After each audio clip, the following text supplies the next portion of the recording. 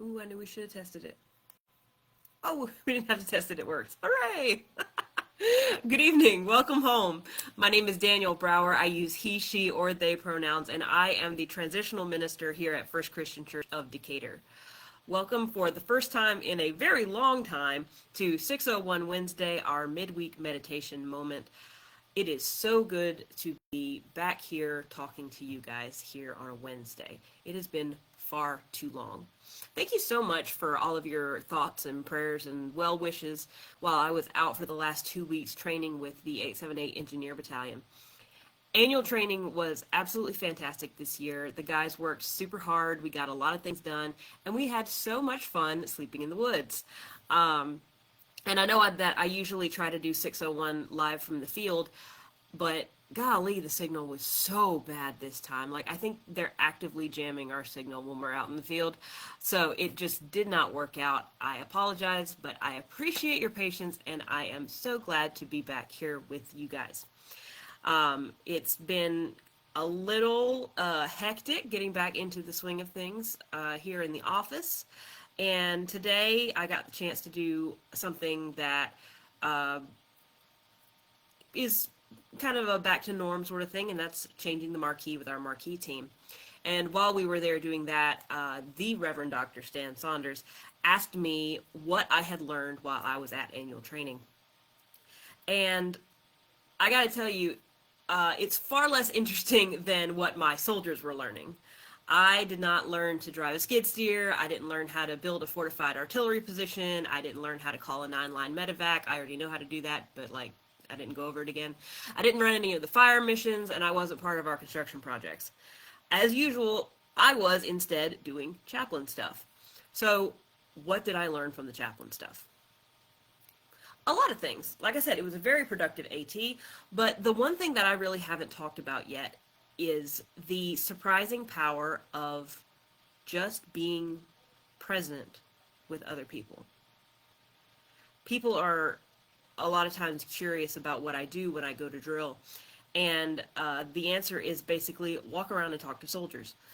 I know I said a lot of things about all of the cool stuff that my guys did and all of the projects that they worked on, and that did happen. And also our op tempo was actually pretty relaxed, and there were not very many urgent things to do or places to be. We did the work, we did it efficiently, and then we were just able to sit together or walk together or talk together. And that always feels kind of strange to me.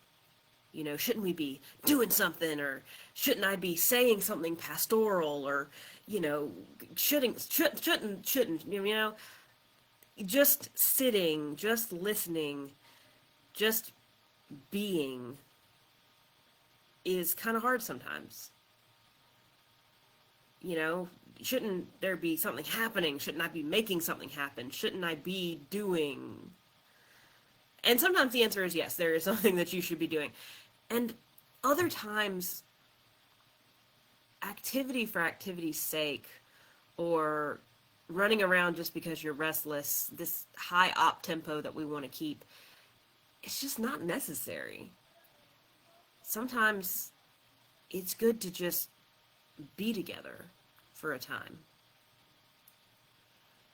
There were a lot of opportunities to just be with my soldiers, and there were a lot of times in that where I felt really useless.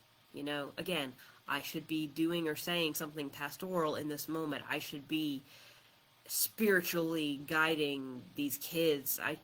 Something. And then a soldier would come up to me and say, you know, it meant a lot to see that you were out there with us. Or another one would come up and be like, I appreciate that you're just here hanging out with us. There's nothing that has to be done. There's nothing that has to be said. It's just, you took the time to be with us. I had a conversation with one soldier that was primarily just like me listening while he talked out his own problems. And I was like, golly, I don't have any input here. I'm not saying anything to help this guy. And he looked at me finally. He goes, ma'am, it's like you always know just what to say without saying anything at all. And I was like, okay, well, thanks, God. Sometimes God will do that to you, you know? In a world that is full of, go, go, go, and the need to be trending and viral and up to date, or somehow otherwise the center of attention, it's kind of hard to remember sometimes that just being is enough.